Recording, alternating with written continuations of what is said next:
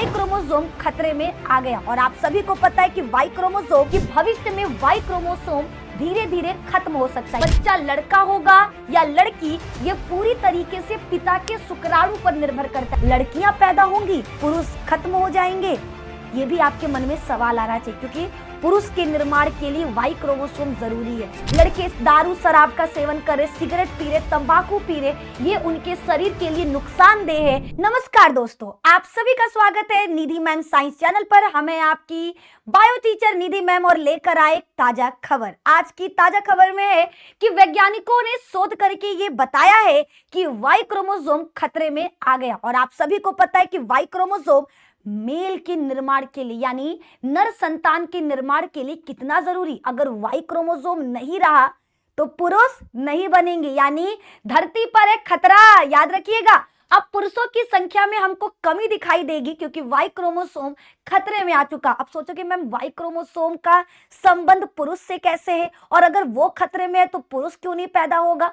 तो सारे सवाल का जवाब आपको हमारे आज के छोटे से वीडियो में मिलेगा। तो फटाफट से वीडियो को करना है लाइक, दोस्तों के साथ करना है शेयर, और हाँ, तुम आते हो हमारा वीडियो देखते हो और भाग जाते हो, सब्सक्राइब कौन करेगा जी? फटाफट से पहले चैनल को सब्सक्राइब कीजिए, तभी हम आगे बढ़ेंगे। जल्दी सब्सक्राइब कीजिए, तब तक तुम लाइक कर दो।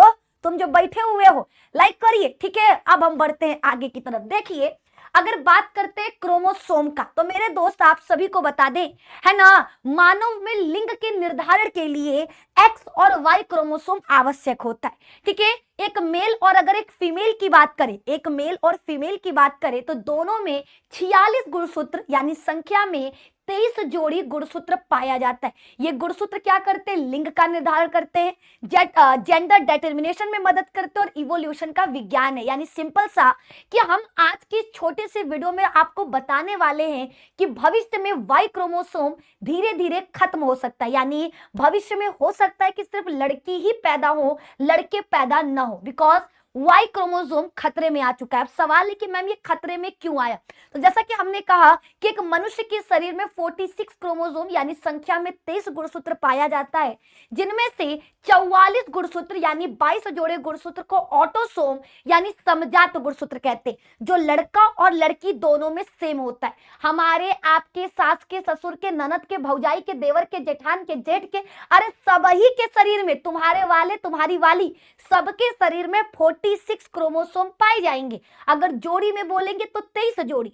इन 23 जोड़ी में से 22 जोड़ी गुणसूत्र को हम समजात कहते हैं, जो लड़का और लड़की दोनों में समान होगा, जबकि एक जोड़ी को हम लिंग गुणसूत्र कहते हैं। याद रखना, समजात का मतलब होता है लड़का लड़की दोनों में सेम, और लिंग का मतलब है जो लड़के और लड़की दोनों में अलग होगा। अब बात करते हैं लिंग गुणसूत्र में। तो देखो मेरे दोस्त, हमारा जो 23वां जोड़ी का गुणसूत्र होता है ना, वही सबसे इंपॉर्टेंट होता है।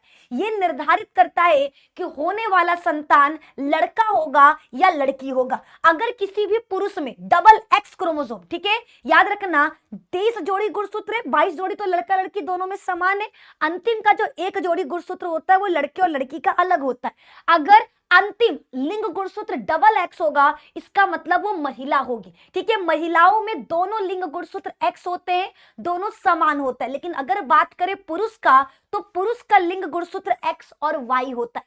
पुरुष का लिंग गुणसूत्र क्या होता है? तो याद रखना, एक्स और वाई होता है। आपको पता है कि जब संतान का निर्माण होगा, संतान यानी बच्चा होता है, तो उसमें नर युग्मक और मादा युग्मक भाग लेते हैं, ठीक है। नर युग्मक के अंदर आपका क्या होगा? लिंग गुणसूत्र एक्स या फिर वाई होगा, और मादा के अंडाणु में आपका एक्स क्रोमोसोम पाया जाएगा। देखो ध्यान से सुनना, एक चीज आपको बहुत अच्छे से सुनना होगा। क्या?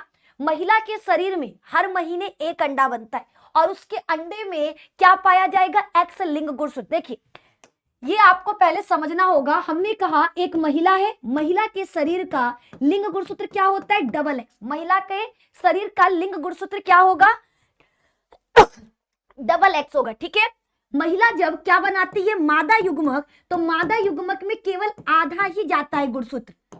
एक महिला के शरीर में 44 समजात गुणसूत्र और 2 लिंग गुणसूत्र होता है। जब वो मादा युग्मक यानी अंडाणु बनाती है तो उसमें अपने गुणसूत्र का आधा गुणसूत्र ट्रांसफर करती है, यानी 44 का आधा 22 और डबल एक्स में से कोई एक। अगर ये आएगा तब भी अंडे में एक्स आएगा और ये आएगा तब भी एक्स आएगा, यानी मादा के शरीर में जो मादा युग्मक बनता है उसमें 22 प्लस एक्स क्रोमोसोम पाए जाते हैं। उसका लिंग गुणसूत्र क्या होगा? एक्स होगा। अब बात करते हैं नर का। ठीक है, नर के शरीर में 44 समजात गुणसूत्र और हमारा एक जोड़ी लिंग गुणसूत्र होता है एक्स वाई। ठीक है, जब ये हमारा नर युग्मक बनाता है तो नर युग्मक में क्या करेगा? आधा लिंग गुणसूत्र देगा, 44 का आधा 22 और एक्स वाई का आधा। कुछ शुक्राणुओं में एक्स जाता है और कुछ शुक्राणुओं में वाई जाता है।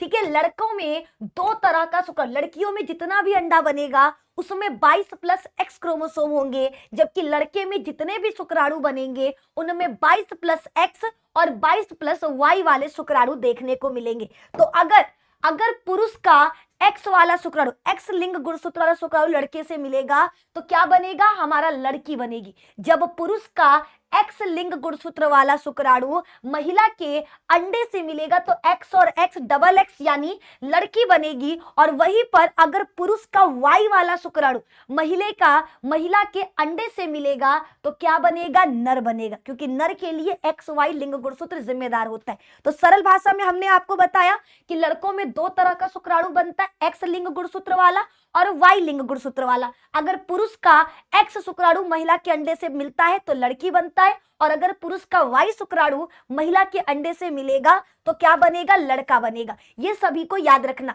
बच्चा लड़का होगा या लड़की ये पूरी तरीके से पिता के शुक्राणु पर निर्भर करता है। तो पहले तो अपने दिमाग से ये निकाल दो कि अगर किसी दंपत्ति को बार बार लड़की हो रहा तो दोष महिला का होगा, नहीं, होने वाला संतान लड़का होगा या लड़की होगा ये पूरी तरीके से पिता के गुणसूत्र, पिता के शुक्राणु के लिंग गुणसूत्र पर निर्भर करता है। अब सवाल है कि मैम अब वाई क्रोमोसोम के बारे में बताओ ना, क्यों बोल रही हो कि अब लड़के पैदा नहीं होंगे, अब धरती पर लड़का नहीं होगा? तो रीजन देखिए, वैज्ञानिकों ने रिसर्च किया और रिसर्च के अनुसार इन्होंने बताया कि करोड़ों सालों के विकास के दौरान वाई क्रोमोसोम लगातार छोटा होते जा रहा और कमजोर होते जा रहा।